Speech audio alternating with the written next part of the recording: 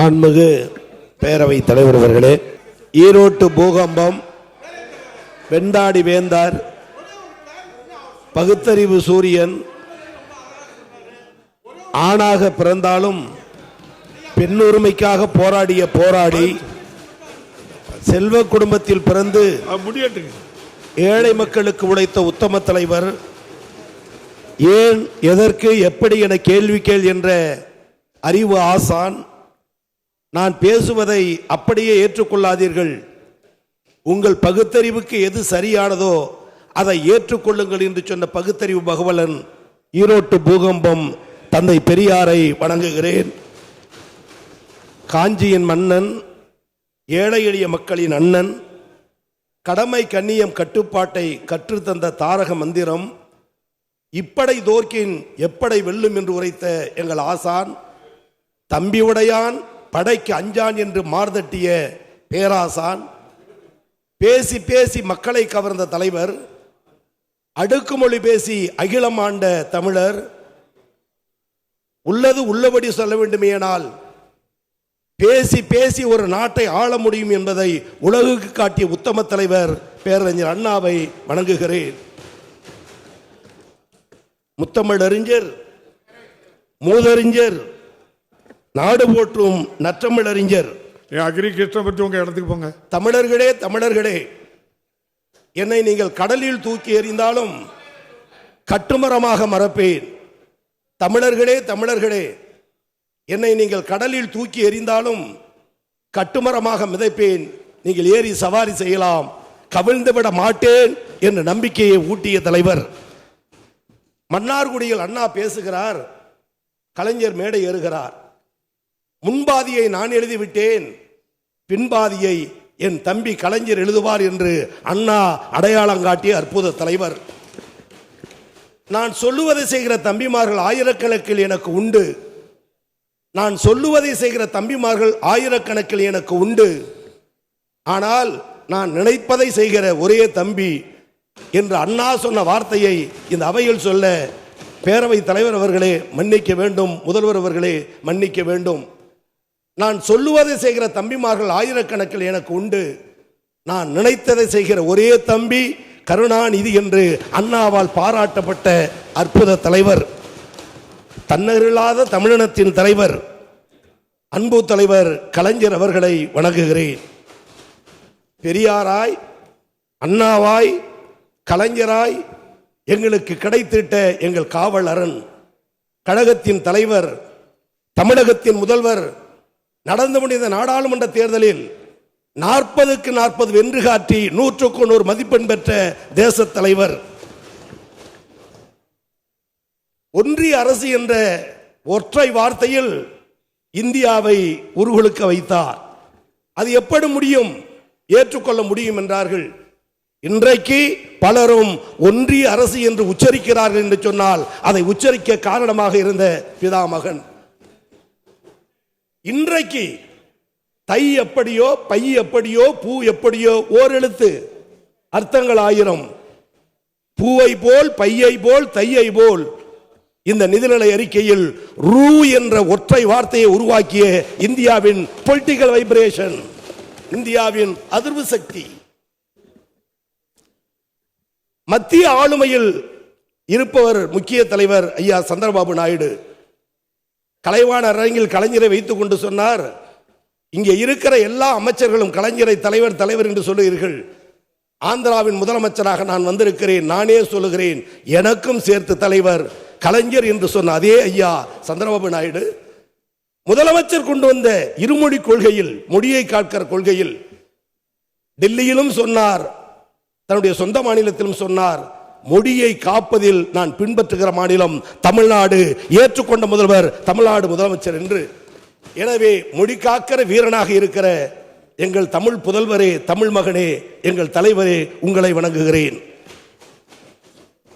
ஓயாமல் உழைக்கிற இளந்தலைவராய், 5ஆம் தலைமுறையின் தலைமகனாய், முதலமைச்சரின் வீரப்பிள்ளையாய், முத்தமிழறிஞரின் பேரப்பிள்ளையாய், இன்றைய அன்பகமாய் நாளைய அறிவாளகமாக ஒற்றை கல்லை கையில் வைத்து பாராளுமன்றத்தில் தனித்த மெஜாரிட்டியை தடுத்து நிறுத்திய காவல் அரண் மதசார்பற்ற அணியின் இளந்தலைவர் தலையை சீவினால் 10 கோடி தருவேன் என்றார்கள். சிரித்துக் கொண்டே சொன்னார், என் தலையை சீவ எதற்கு 10 கோடி, 10 ரூபாய் சீப்பு இருந்தால் போதும், சீவிக்கொள்ளுவேன் என்று சொல்லி அரசியலில் அதிர்வுகளை உருவாக்கிய இளந்தலைவர், எங்களை இயக்குகிற தலைவர் மாண்புமிகு துணை முதலமைச்சர் அவர்களை வணங்குகிறேன்.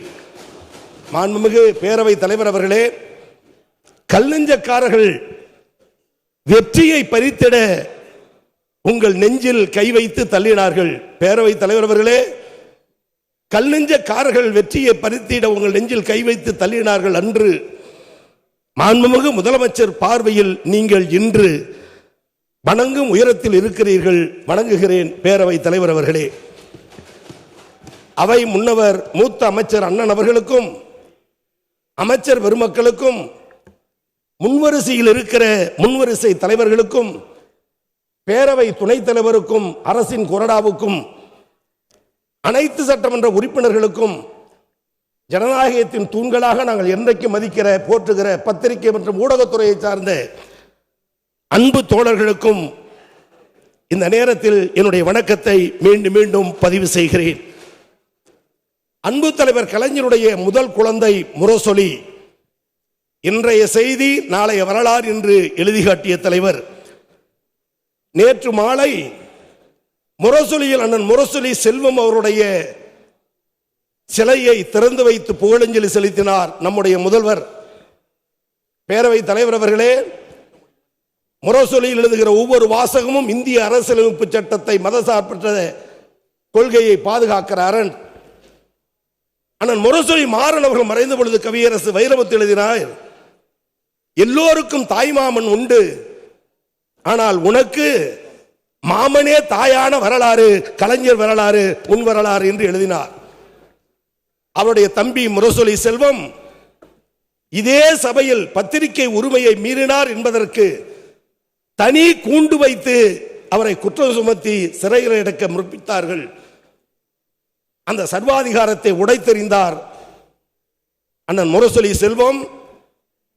அன்றைக்கு தலைவர் கலைஞர் எழுதினார், கூண்டு கண்டேன் குதூகலம் கொண்டேன், என்னுடைய மகளுக்கு உன்னை திருமணம் முடித்த நாளை விட இன்றைக்கு நான் மகிழுகிற திருநாள் நீ கூண்டில் நின்ற காட்சி என்று எழுதினார். அவர் மறைந்த பொழுது இதே தலைவர் எழுதினார், தமிழ்நாடு முதலமைச்சர், நான் சாய்ந்து கொள்ளுகிற ஒரு சாய்வு மரமாக இருந்த தூண் பறிபோய் விட்டது என்று. எனவே அப்பேற்பட்ட அண்ணன் முரசொலி செல்வம் அவர்களையும் இந்த நேரத்தில் நினைவு கூர்ந்து, மாண்புமிகு பேரவை தலைவர் அவர்களே, கலைவாணர் சிலை திறப்பு விழாவில் கலைஞர் சொன்னார், அதில் கண்ணதாசன் அவர்களும் கலந்து கொண்டார். கவியரசு கண்ணதாசன் சொன்னார், பிறக்கிற காலத்தில் யார் வேண்டுமானாலும் யார் காலத்திலும் பிறக்கட்டும், ஆனால் இறக்கக்கூடியவர்கள் கலைஞர் காலத்தில் தான் இறக்க வேண்டும், இரவா புகழ் அடைய வேண்டும் என்று கவியரசர் கண்ணதாசன் சொன்னார். கலைவாணர் சிலை திறப்பு விழா ஒரு வருட காலத்தில் கண்ணதாசன் மறைகிறார். கலைவாணர் அரங்கத்தில் கலைஞர் பேசும்போது சொன்னார், பிறப்பவர்கள் யார் காலத்திலும் பிறக்கட்டும், இறப்பவர்கள் என் காலத்தில் இறக்கட்டும் என்று சொன்னாயே கண்ணதாசா. கலைவாணர் சிலை திறப்பு விழாவில் சொன்னாயே, யார் அழைத்தாலும் செல்லுவாயே கண்ணதாசா, எமன் அழைக்கிறான் என தெரியாமலா போய் சேர்ந்தாய் என்று கண்ணதாசனுடைய மறைவுக்கும் இரங்கலை எழுதிய தலைவர். இதை எதற்காக சுட்டி காட்டுகிறேன் என்று சொன்னால், தமிழக முதல்வர் அவர்களே, பிறப்பவர்கள் யார் காலத்திலும் பிறக்கட்டும், ஆனால் இறப்பவர்கள் உன் காலத்தில் இறந்தால் இரவா புகழ் உண்டு என்பதற்கு அடையாளம் சமூக நீதி காவலர் பிபி சிங் அவர்களுக்கு சிலை திறந்தீர், ஜனநாயக பத்திரிகை காவலர் முரசொலி செல்வத்திற்கு சிலை திறந்தீர். எனவே கண்ணீர் வெடித்து கேட்கிறேன், பிறப்பவர்கள் யார் காலத்திலும் பிறக்க வேண்டும், இறப்பவர்கள் உன் காலத்தில் இறக்க வேண்டும். அந்த இரவா புகழ் இந்த ஏழை எளிய தொண்டன் கோவிசலியனுக்கும் கிடைக்க வேண்டும். உன் கண்ணீர் துளி என் உடலில் பட வேண்டும். இது வாழ்நாள் சரித்திரம், வாழ்நாள் பாக்கியம். பேரவை தலைவர் அவர்களே, மாண்புமிகு பள்ளிக்கல்வித்துறை அமைச்சர் 5வது முறை பட்ஜெட் தாக்கல் செய்கிறேன் என்று சொன்னார். எங்கள் அவை முன்னவரை சொன்னால் பல ஆண்டுகள் சொல்லுவார், அடுத்த அமைச்சரை சொன்னால் இன்னும் பல ஆண்டு சொல்லுவார், முன்வரிசை தலைவர்கள் பட்ஜெட் படிப்பதற்கு பல ஆண்டுகள் உண்டு, இளையவர்களுக்கு 5 ஆண்டு இருந்தது. ஆனால் இந்த எளியவன் கோவி செழியன் இன்றைக்கு உயர்கல்வித்துறை மானிய கோரிக்கைக்கு பதிலளிக்கிறேன் என்று சொன்னால், எந்த சமூகத்திற்கு கல்வி மறுக்கப்பட்டதோ, கல்வி கூடாது என்றார்களோ, நிழலுக்கு கூட ஒதுங்கக்கூடாது என்று சொன்னார்களோ, அண்ணல் அம்பேத்கர் படித்த பள்ளியை துச்சமென கருதி பள்ளியிலிருந்து தூக்கி எறிந்தார்களோ, ஆதிகாலத்தில் கற்றலும் கற்பித்தலும் அவன் தொழில் எவன் தொழில், கோடிட்ட இடத்தை நிரப்புக அவையில் சொல்லுவது அர்த்தமில்லை. கற்றலும் கற்பித்தலும் அவன் தொழில். ஒருவேளை காதின் ஓசை சூத்திரன் காதில், ஆதி திராவிடன் காதில் பட்டுவிட்டால் அவன் காதில் ஈயத்தை காய்ச்சி ஊத்த வேண்டும் என்று சொன்ன சமூகம் இதே தமிழகத்தில் 70-80 ஆண்டுகளுக்கு முன்னால் இந்திய அரசியலமைப்பு சட்டம் வருவதற்கு முன்னால் மனுஸ்மிருதி, மனு தர்மம் இந்த நாட்டை ஆண்டபோது, பேரவைத் தலைவர் அவர்களே, எந்த சமூகத்திற்கு கல்வி இல்லை என்றார்களோ, எந்த சமூகத்தின் காதில் ஈயத்தை காய்ச்சி ஊத்து என்றார்களோ, அந்த சமூகத்தில் பிறந்த, ஓலை குடிசையில் பிறந்த ஏழை தொண்டனை கோவி செழியனை மாண்புமிகு உயர்கல்வித்துறை அமைச்சர் என்று சொல்லுகிற ஒரு பெருமையை இந்த தொண்டனுக்கு இந்திய திருநாட்டில் எந்த மாநிலத்திலும் இல்லாத சாதனையை உருவாக்கி காட்டிய தலைவன் நீங்கள் மட்டும்தான். அன்பு தலைவர் கலைஞர் அவர்களுடைய பல்கலைக்கழகம் நேற்று அறிவித்தீர்கள். எல்லோரும் பாராட்டினார்கள், வாழ்த்தினார்கள். நான் என்னமோ உயர்கல்வித்துறை அமைச்சரான காரணத்தால் கும்பகோணத்தில் நான் கேட்டதால் என்று நான் பலமுறை கேட்டேன், மறுத்தீர்கள். எங்கள் மூத்த அமைச்சர்கள் கேட்டார்கள், மறுத்தீர்கள். பள்ளிக்கல்வித்துறை அமைச்சரை வைத்து துணை முதலமைச்சரை நேரில் சென்றும் கேட்டேன். கிடைப்பதற்கான அறிகுறி தெரியவில்லை. கிடைக்கவில்லையே என்ற ஆதங்கம் எனக்கு இருந்தது. பல பல்கலைக்கழகங்களை தண்ட அந்த பல்கலைக்கழகத்தை உருவாக்கிய தலைவருக்கு ஒரு பல்கலைக்கழகம் இல்லையே என்ற ஏக்கம் என் நெஞ்சில் நின்றது. முன்வரிசை தலைவர்களை அணுகினேன். தலைவா, உன் அனுமதி இல்லாமல் தான், மன்னிக்க வேண்டும். கற்பூரத்தை போல் பற்றி கொண்டார்கள் முன்வரிசை தலைவர்கள். அதன் விளைவு நீங்கள் மறுத்தாலும் அந்த தலைவனுக்கு வைக்க வேண்டும் என்று கோரிக்கை வைத்த முன்வரிசை தலைவர்களுக்கு, மாற்று இயக்க தலைவர்களுக்கு மனமார்ந்த நன்றிகளை, பாராட்டுகளை, வாழ்த்துக்களை நான் தெரிவிக்க கடமைப்பட்டிருக்கிறேன். ஆண்டவன் படைப்பில் அனைவரும் சமம் என்றால், ஆண்டவன் படைப்பில் அவன் அனைவரும் சமம் என்றால், அவர் மண்டையில் இருப்பது என்ன தங்கத்தாலான மூளையா, இவன் மண்டையில் இருப்பது என்ன களிமண்ணா சுண்ணாம்பா கேட்ட தலைவர் டாக்டர் கலைஞர் அவர்கள். உயர்கல்வியில் நீங்கள் செய்த சாதனை, நான் முதல்வன் திட்டத்தில் நீங்கள் படைத்திட்ட அற்புத சாதனை. கோவணம் மட்டுமே கட்டி கொண்டிருந்தவனுடைய பேரன் இன்று அரசு அலுவலகங்களில் அதிகாரி. வயலில் நாற்று நட்டு கொண்டிருந்தவனுடைய மகள் இன்றைக்கு மருத்துவக் கல்லூரி மாணவி. மடைக்கு ஒழுகும் குடிசையில் பிறந்தவள் இன்றைக்கு ஊரில் பெரிய சிவில் இன்ஜினியர். சாக்கடை அள்ளியவன் வீட்டு பிள்ளை இன்றைக்கு நகராட்சி ஆணையர். சாக்கடை அள்ளியவன் வீட்டு பிள்ளை இன்றைக்கு நகராட்சி ஆணையர். பேனா பிடித்து எழுத தெரியாத பெற்றோருக்கு பிறந்தவன் இன்றைக்கு பல்கலைக்கழகத்தின் துணைவேந்தர். பேனா பிடித்து எழுத தெரியாதவனுக்கு பிறந்த பிள்ளை இன்றைக்கு பல்கலைக்கழகத்தின் துணைவேந்தர். கோயிலில் நிலையக்கூடாத ஜாதியில் பிறந்தவன் இன்று இந்து சமய அறநிலையத்துறையின் அதிகாரி. ஜமீன்தார் வீட்டு தோட்டத்து வேலைக்காரன் மகன் இன்றைக்கு ஜில்லா கலெக்டர். பேருந்து வசதி இல்லாத ஊரில் பிறந்தவன் இன்று போக்குவரத்து ஆய்வாளர். யாரால் யாரால் யாரால்? உயர் ஜாதியினர் முன்பு நிமிர்ந்து நிற்க முடியாத ஜாதியில் பிறந்தவன் இன்று மிடுக்காக நிற்கும் போலீஸ் அதிகாரி. ஏறெடுத்து படிக்க தெரியாதவன் வீட்டு பிள்ளை இன்று ஐடி துறையில் அமெரிக்காவில். இவை அனைத்தும் எல்லோருடையது. எல்லோர் வாழ்விலும் உதவியவர், உதவுபவர், உதவிக்கொண்டு இருப்பவர் தமிழக முதல்வரே. உங்களை தவிர வேறு யாரை நான் இந்த நேரத்தில் சொல்லிவிட முடியும்? அன்பு தலைவர் கலைஞர் அவர்களை, பல்கலைக்கழகத்தினுடைய முதல்வர் அவர்களை மாநில உரிமைக்கு போராடினார் என்ற பாராட்டு இந்த பேரவையில் கிடைத்தது. இதே நாளில்தான் 1922ஆம் ஆண்டு துணைவேந்தர் நியமிக்கின்ற அதிகாரத்தை ஆளுநருக்கு வழங்காமல் அந்த முதல்வருக்கு வழங்க வேண்டும் என்ற தீர்மானத்தை நிறைவேற்றி தந்தோம். காலங்கள் உருண்டோடியது. தமிழ்நாடு போராடும், தமிழ்நாடு வெல்லும் என்று சொன்ன அதே தலைவர் வென்று காட்டி இருக்கிறார். இன்றைக்கு துணைவேந்தர் நியமிக்கிற அதிகாரம் முழுவதும் அனைத்து மாநிலத்திற்கும் அந்தந்த மாநில முதலமைச்சரை என்று பச்சை பேனாமல் கையெழுத்து போடுவதற்கு உத்தரவு பெற்ற எங்கள் முதல்வரே, உங்களுக்கு வாழ்த்து சொல்ல பாராட்ட தமிழகத்தில் இருக்கிற மாணவர்கள், கல்வியாளர்கள், கல்வி சான்றோர்கள், பல்கலைக்கழகத்தின் வேந்தர்கள், முதல்வர்கள், தனியார் பள்ளி கூட்டமைப்பினுடைய நிர்வாகத்தினர் அனைவரும் ஒன்று கூடி பொதுப்பணித்துறை அமைச்சரிடத்திலும் என்னிடத்திலும் பலரிடத்திலும் முதல்வரை பாராட்ட வேண்டும், அவர் சம்மதம் பெற்றுதா என்று கேட்டார்கள். மறுத்த நீங்கள் மீண்டும் மீண்டும் அந்த அமைப்பினர் கேட்ட காரணத்தால் அனுமதித்தீர்கள். அதன் அறிவிப்பை முத்தமிழ் நம்முடைய அன்பு தலைவர் தமிழ்நாட்டு முதலமைச்சருக்கு பாராட்டு விழா நடத்துகிற அறிவிப்பை பேரவை தலைவர் அவர்களே உங்கள் வாயிலாகவும் இந்த அவைக்கும் இந்த அகிலத்திற்கும் நான் அறிவிக்க உங்கள் அனுமதியை கோருகிறேன். மாநில சுயாட்சி நாயகருக்கு மகத்தான பாராட்டு விழா. நம்முடைய மாண்புமிகு முதலமைச்சர் அவர்கள் உச்சநீதிமன்றத்தில் வழக்கு தொடுத்து வரலாற்று சிறப்புமிக்க தீர்ப்பினை பெற்று தந்து தமிழ்நாட்டுக்கு மட்டுமல்ல இந்தியாவில் உள்ள அனைத்து மாநிலங்களுக்கான உரிமையை நிலைநாட்டி உள்ளார்.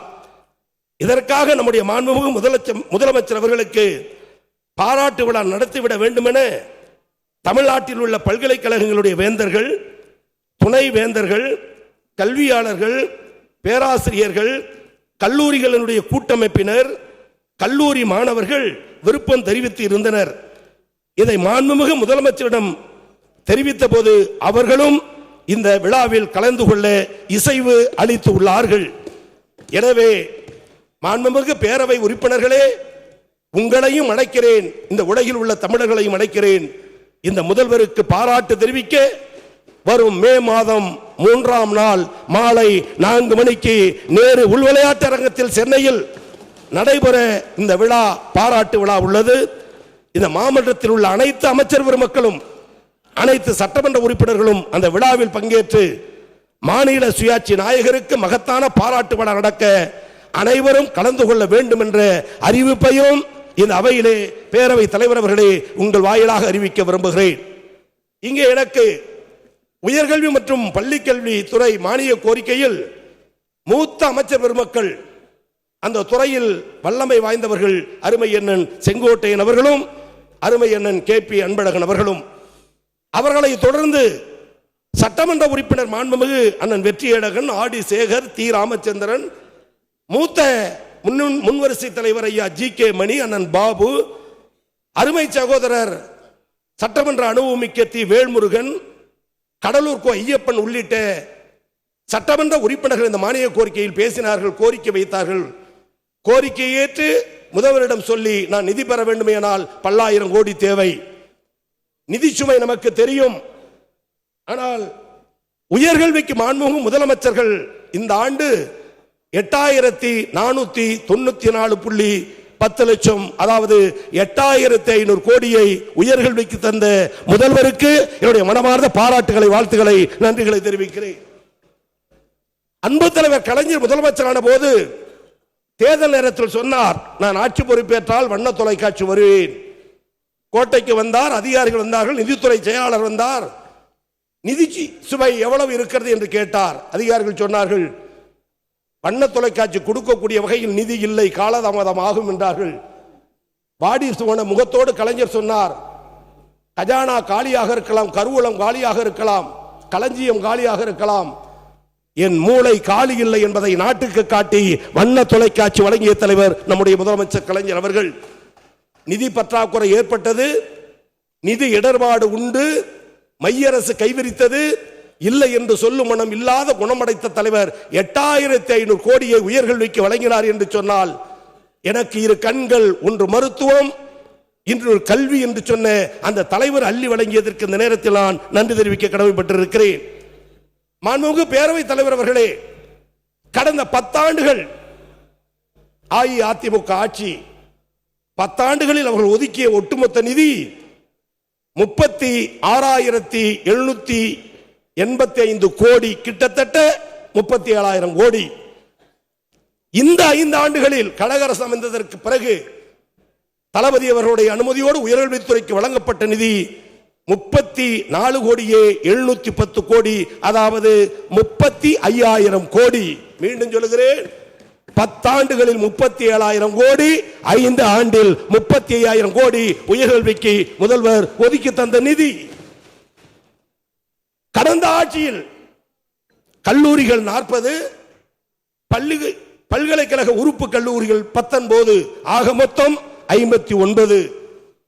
ஆனால் இந்த 5 ஆண்டுகளில் 21 கல்லூரிகள், கூட்டுறவுத்துறையில் 1, அண்ணன் சேகர்பாபு அவர்கள் அமைச்சராக இருக்கிற இந்து சமய அறநிலையத்துறையில் 4, இந்த ஆண்டு 11 என்று 37 கல்லூரிகளை இந்த அரசு திறந்திருக்கிறது என்று சொன்னால், நிதி சுமையிலும் புதிய கல்லூரிகளை தந்த முதல்வர் நீங்கள் தான். பேரவை தலைவர் அவர்களே, நான் முதல்வன் திட்டமும் புதுமை பெண் திட்டமும் தமிழ் புதவன் திட்டமும் இன்றைக்கு மாணவர்கள் சேர்க்கையை அதிகரித்திருக்கிறது. இந்தியாவில் அதிகம் பயிலுவர் எந்த மாநிலத்தில் என்று சொன்னால் அது தமிழ்நாடு என்ற முதல் நிலையை எட்டி இருக்கிறது. பல பல்கலைக்கழகங்களை கண்ட தலைவர் இந்த அரசும் இந்த ஆட்சியும். மாநில உரிமைகள் என்று சொன்னால் அதில் அகில இந்திய முகம் திராவிட முன்னேற்ற கழகமும் நம்முடைய முதல்வரும் தான். பேரவை தலைவர் அவர்களே, எல்லோரும் சொல்லுவது 2026 2026 என்று. ஆட்டு மந்தையில் 1000 ஆடுகள் உழவும் மேயும் வாழும், இறை தேடி அலையும் புல் தேடி அலையும். மாலைய நேரத்தில் ஆட்டுக்குட்டிக்கு பசி எடுத்தால் 1000 ஆடுகள் ஆட்டு மந்தையில் இருந்தாலும் அந்த குட்டி தாய்மடியை நாடிதான் செல்லும், தன் நாட்டில் பால் குடிக்கும். 5 அறிவு படித்த ஆட்டுக்குட்டியே தாய்மடியை தேடுகிறது என்று சொன்னால், இந்த தமிழ் உலகம் தமிழ்நாடு எங்கள் தாய்மடியாக இருக்கிற தலைவனே, தமிழக முதல்வரே, உன்னை நாடாமல் நாங்கள் யாரை நாடுவோம், யாரை தேடுவோம்? இந்த நேரத்தில் எல்லோருக்கும் எல்லாம், அனைவருக்கும் அனைத்து சமவாய்ப்பு வழங்க வேண்டும் என்று உயர்கல்வியை உயர்த்தி செல்லுகிற தலைவர் நம்முடைய திராவிட மாடல் முதல்வர். திராவிட முன்னேற்ற கழக அரசு அமையும் போதெல்லாம் உயர்கல்வி உச்ச நிலையில் இருக்கும் என்பதற்கு என்னால் பல சான்றுகளை சொல்லிவிட முடியும். ஆனாலும் கூட வலதுபுறத்தில் இருப்பவர் தகவல் தொழில்நுட்பத்துறை அமைச்சர் அருமை அண்ணன் பிடிஆர் தியாகராஜன் அவர்கள். இறைபக்தி உடையவர், மீனாட்சி அம்மனை தொழுபவர். அவருடைய தாயார் அக்கோயிலுடைய அறங்காவலர் குழு தலைவர், தமிழகத்தின் முதல் ஜனநாயக முதல் அமைச்சர். திராவிட மாடல் நாயகனுடைய சாதனையை பார்த்தீர்களா? தமிழகத்தின் முதலமைச்சராக இருந்தவருடைய வாரிசு விட்டு பிள்ளைக்கு பக்கத்தில் ஒரு ஓலை குடிசையில் பிறந்த எளிய தொண்டன் கோவிசெலியனை உட்கார வைத்து திராவிட மாடல் அரசு இதுதான் என காட்டுகிறாய் என்று சொன்னால் உன் மனநிலை, உன் எண்ணம், உன் உள்ளம் உயர்ந்தத்தக்கது. எங்கள் அண்ணனே, எங்கள் அமைச்சரே, நீங்களும் உன்னுடைய தாயாரும் மதுரை செல்லுங்கள், மீனாட்சி அம்மனை வணங்குங்கள். வணங்கிவிட்டு இந்த தலைவன் பல்லாண்டு வாழ வேண்டும் என்று உங்கள் மீனாட்சியை என் சார்பில் வழங்குமாறு கேட்டுக்கொள்கிறேன். இடப்புறத்தில் இருப்பவர் சுவாமியின் சாமி ஐயப்ப சாமி. போன் அடித்தாலே பள்ளிக்கட்டு சபரிமலைக்கு பாட்டு தான் ஒழிக்கும். அண்ணனே, ஐயப்ப பக்தனே, நீ கேரளாவுக்கு செல்லுகிற பொழுது, ஐயப்பனை வணங்குகிற பொழுது வணங்கு. இந்த தலைவன் இன்னும் 100 ஆண்டு வாழ வேண்டும் என வாழ்த்து வாழ்த்து வாழ்த்து. எதிரே அமர்ந்திருக்கிற முன்வரிசை தலைவர்களில் பகுத்தறிவாதி என சொல்லுவார் அண்ணன் பொதுப்பணித்துறை அமைச்சர் அண்ணன் ஏவா வேலு அவர்கள். அண்ணன் பொதுப்பணித்துறை அமைச்சர் அவர்களே, கடவுளை வணங்காமல் இயற்கையை வணங்குகிற உங்களை சொல்லுவேன், இயற்கையை வணங்குங்கள். வானம் போல் இந்த தலைவன் வாழ வேண்டும் என வாழ்த்துங்கள் என்பதுதான் ஒட்டுமொத்த எல்லோருடைய கோரிக்கையும், இந்த நாட்டினுடைய எதிர்பார்ப்பும். பேரவை தலைவர் அவர்களே, சீன பெருஞ்சுவர் போல், பிரமிடு போல், பைசா நகரத்து கோபுரம் போல் புகழ்பெற்ற தலைவனாக இந்த தலைவர் பல்லாண்டு வாழ வேண்டும் வாழ வேண்டும், இந்த நாட்டை வாழ்விக்க வேண்டும். தேர்தல் நேரத்தில் சொன்னோம், ஸ்டாலின் தான் வராரு, விடியல் தர போறாரு, எங்கு பார்த்தாலும் ஒலித்த பாடல். ஒரு ஒற்றை பாடலில் ஆட்சி மாற்றத்தை உருவாக்க முடியும் என்று காட்டிய அற்புத தலைவனே, எங்கள் முதல்வரே, அந்த பாடலை மீண்டும் நாடு எதிரொலிக்க காத்திருக்கிறது. ஆட்டுக்கு தாடியும் நாட்டுக்கு ஆளுநரும் எதற்கு என்ற அண்ணாவின் பொன்மொழியை உச்சநீதிமன்ற தீர்ப்பின் மூலம் நிரூபணம் செய்த ஆட்சி இந்த விடியல் ஆட்சி. மாந்தர் குலத்தை காக்கும் முதல்வர் பல்கலைக்கழகத்தின் வேந்தராக ஆக்கியது இந்த விடியல் ஆட்சி. அதோடு பேரவை தலைவர் அவர்களே,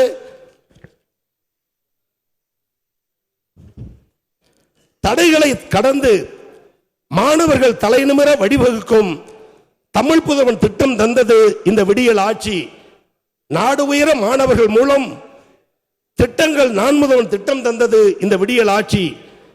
பெண்ணுக்கு சொத்துரிமை பிறப்புக்கும் மண்ணுரிமை தந்தது இந்த விடியல் ஆட்சி. இடரும் ஆதிக்கத்தை எட்டி உதைத்து இருமொழி கொள்கையை காத்தது இந்த ஆட்சி. இந்தி திணிப்பின் விழா எலும்பை சந்தி முறித்து போட்டு தமிழே அலுவல் மொழி என சரித்திரம் எழுதியது இந்த விடியல் ஆட்சி. ஒரே மொழி ஒரே தேசம் என்னும் உளுத்தர்களை ஓட ஓட விரட்டியது இந்த விடியல் ஆட்சி. கணனி பூங்காக்களுக்கு கல்வி மாடங்களும் நாடெங்கும் நிரம்பியது இந்த விடியல் ஆட்சி. பஞ்சமர் கனவை நனவாக்கியதும் பஞ்சமி நிலங்களை மீட்டதும் இந்த விடியல் ஆட்சி. போக்குவரத்து துறையில் வெற்றி மகிடம் இருப்பதும் இந்த விடியல் ஆட்சி. எனவே மாண்புமிகு பேரவை தலைவர் அவர்களே, மாமன்ற உறுப்பினர்கள் வைத்த கோரிக்கை அனைத்தையும் நிறைவேற்றுவதற்குரிய வழிவகையை முதலமைச்சரிடம் பெற்று உரிய முறையில் அதற்குரிய நடவடிக்கை எடுக்கப்படும் என்பதை இந்த நேரத்தில் தெரிவித்து, பல நேரங்களில் இந்த சபையில் 2011, 2016, 2021 என்று ஒரே தொகுதியில் 3 முறை இந்த எளியவன் வெற்றி பெற்று இன்றைக்கு சபையில் உங்கள் முன்னால் நின்று பேசிக் கொண்டிருக்கிறேன்.